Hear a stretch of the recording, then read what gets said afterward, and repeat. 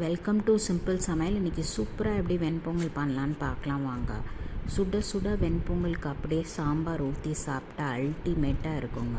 ஒரு பவுலில் அரை டம்ளர் அரிசி எடுத்துக்கோங்க, அரை டம்ளர் பாசிப்பருப்பு எடுத்துக்கோங்க. நல்லா இதை வாஷ் பண்ணிவிடுங்க. வாஷ் பண்ணிவிட்டு 2 கிளாஸ் தண்ணி ஊற்றி ஊற வச்சுடுங்க. அரை மணி நேரத்துக்கு ஊற வைக்கணுங்க. ஒரு ப்ரெஷர் பேனில் 4 ஸ்பூன் எண்ணெய் ஊற்றிக்கோங்க. எண்ணெய் காஞ்ச அப்புறம் 1 ஸ்பூன் ஜீரா போட்டுக்கோங்க, 1 ஸ்பூன் மிளகு போட்டுக்கோங்க. அதை சாட்டே பண்ணி விடுங்க. அப்புறம் 7-8 பச்சை மிளகாய் ஆட் பண்ணிக்கோங்க. அப்புறம் ஊற வச்ச அரிசியும் பருப்பையும் ஆட் பண்ணிக்கோங்க.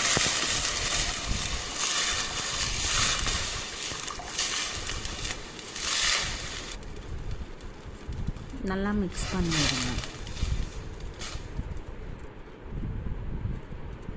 அப்புறம் 1 கிளாஸ் தேங்காய் பால் ஆட் பண்ணிக்கோங்க.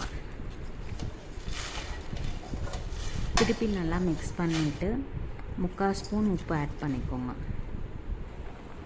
இது நல்லா கொதிக்கணுங்க. கொதி வந்தப்புறம் நம்ம குக்கரை மூடக்கூடாதுங்க. கொஞ்சம் தேங்காய் பால் ஆட் பண்ணியிருக்கனால அது பொங்கி வரும். அதனால் அது கொஞ்சம் வற்றின அப்புறம் தான் லெட்டு க்ளோஸ் பண்ணிவிட்டு நம்ம வெயிட் போடணும். வெயிட் போட்டு 2 விசில் வச்சுடுங்க.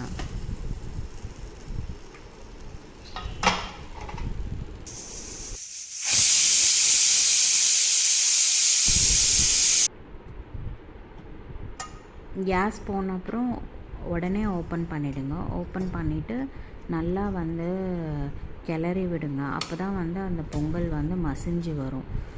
உங்களுக்கு பார்க்கும்போது கொஞ்சம் ட்ரையாக இருக்கிற மாதிரி தான் இருக்கும். அதுக்கு நம்ம நல்லா அது மசிஞ்சு வர்ற மாதிரி இருக்கிறதுக்கு நல்லா சுடு தண்ணி 1 கிளாஸ் ஆட் பண்ணுங்கள். கொஞ்சம் கொஞ்சமாக ஆட் பண்ணுங்கள். உங்களுக்கு அது எந்த கன்சிஸ்டன்சியில் வேணுமோ அந்த கன்சிஸ்டன்சிக்கு ஏற்ற மாதிரி கொஞ்சம் கொஞ்சமாக ஆட் பண்ணுங்கள். சுடு தண்ணி ஆட் பண்ணால் அந்த ஹோட்டல்லலாம் இருக்கிற மாதிரி பொங்கல் ஆகிடும். அதுக்கு முன்னாடி கொஞ்சம் ட்ரையாக தான் இருக்கும். இந்த மாதிரி வந்தோன்னே தண்ணியை எடுத்து வச்சுருங்க. அதுக்கப்புறம் ஒரு பேனில் 2 ஸ்பூன் கீ ஊற்றிக்கோங்க. அதுக்கப்புறம் முந்திரி பருப்பும் கிறிஸ்மஸும் போட்டுக்கோங்க. அது நல்லா ரோஸ்ட் ஆன அப்புறம் சுவிட்ச் ஆஃப் பண்ணிவிட்டு அதை எடுத்து இந்த பொங்கலில் ஆட் பண்ணிக்கோங்க. ஆட் பண்ணிவிட்டு நல்லா மிக்ஸ் பண்ணி விடுங்க. மிக்ஸ் பண்ணிவிட்டு இது ஒரு பவுலில் ட்ரான்ஸ்ஃபர் பண்ணிடணும்.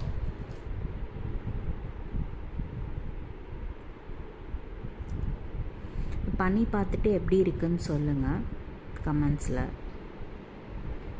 பொங்கலுக்கு அப்படியே சுட சுட முள்ளங்கி சாம்பார் ஊற்றி சாப்பிட்டா சூப்பராக இருக்குங்க.